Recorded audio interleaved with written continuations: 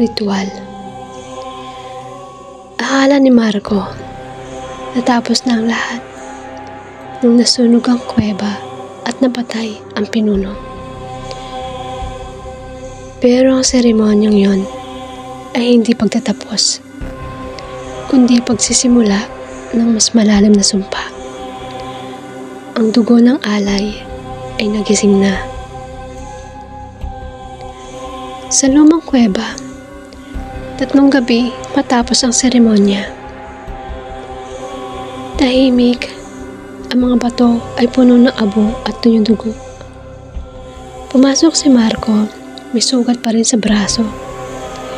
Dala ang lampara at lumang aklat na kinuha niya sa tabi ng bangkay ni Pinuno. Lara, kung nandito ka pa, patawarin mo ako. Hindi ko naisalba ang buhay mo. Habang naglalakad, biglang sumara ang lagusan ng kuweba. Tumunog ang mga simbolong nakaukit sa sahig. Kumikislap sa lupa. Mula sa libro, may mga pahinang kusa na bumubukas. Si Marco, nagtataka. Anong nangyayari? Biglang may malamig na hangin mula sa likod. May boses, pamilyar at mahina. Boses ni Lara na bumubulong. Hindi mo dapat binuksan yan. Lumingon si Marco at nakita si Lara. Maputla, tuguan, nakalutang at ang mga mata ay kulay itim. Lara, buhay ka. Akala ko. Hindi ako buhay, Marco. Pero hindi rin ako patay. Bahagi na ako ng ritual. Vision sequence. Pagbabalik sa nakaraan. Lumapit si Lara at hinawakan ang kamay ni Marco. Biglang lumiwanag. Nangyari ang vision. Nakita ni Marco ang isang babaeng buntis sa altar. Pinalilibutan ng mga miyembro ng kulto.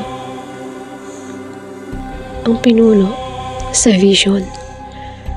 Ang batang ito magiging daluyan ng dugo ng kadiliman. Ang tanong ng miyembro. Pinuno, sino po siya? Ang anak ng alay at ng lingkod. Siya ang tagapagpatuloy ng ritual. Paglingon ni Marco, nakita niya mukha ng sanggol. Siya yon. Hindi ako isa sa inyo. Nawalan siya ng ulirat. Pagmulat sa katotohanan. Pagmulat ni Marco, nakatali siya sa gitna ng kuweba. Nakapalibot ang mga hooded figures at sa harapan niya, nakatayo si Pinuno.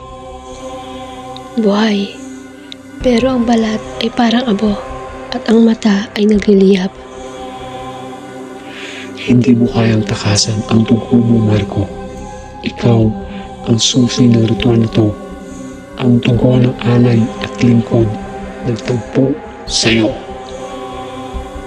Hindi ako tulad ninyo. Ngunit naririnig mo na rin ba ang mga tinig sa ulo mo?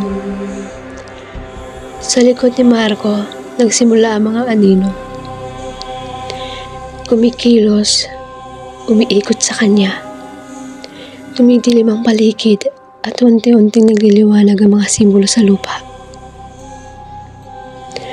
Sa dugo ng magulang, sa laman ng anak, buksan mo ang pintuan ng walang hanggan.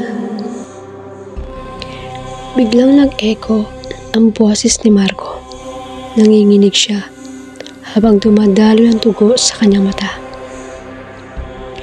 Tumigil kayo, hindi ko to gusto. Hindi mo kailangang gustuhin. Iyan ang kapalaran mo. Pagpasok ni Lara, biglang may malakas na kidlat mula sa kesame ng kuweba. Bumagsak ang multo ni Lara. Ngayon ay may hawak na apoy sa kamay. Hindi siya magiging sa inyo. Hinampas niya ang sahig gamit ang apoy. Nagliyab ang mga simbolo. Nagsisigawan ang mga miyembro. Ang pinuno ngumiti lang. Hangal, ang sakripisyo noon ay walang kabuluhan. Ang dugo ko ay hindi sa'yo. Sa kanya ito. Lumapit si Lara kay Marco. Niyakap siya. Sabay pinigkas ang dasal ng pagwasak.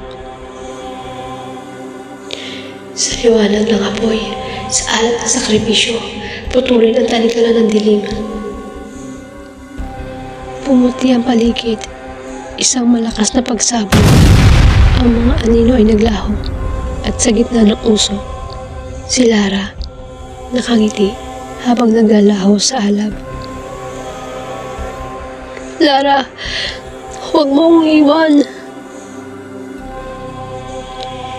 Hindi ako mawawala. Nasa dugo mo ako.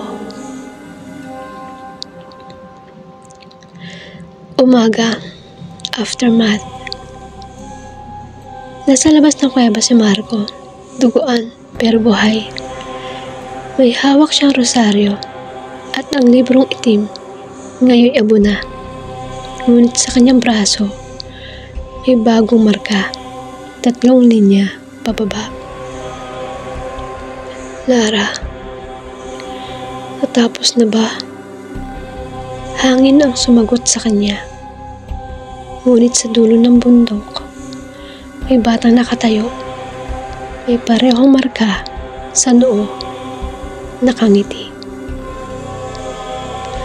Ang pabulong na sabi ng bata, ang ritual ay nagsimula pa lang. Minsan, hindi mo kailangan sumapi para maging isa sa kanila. Minsan, sapat na ang dugo na dumadaloy sa'yo.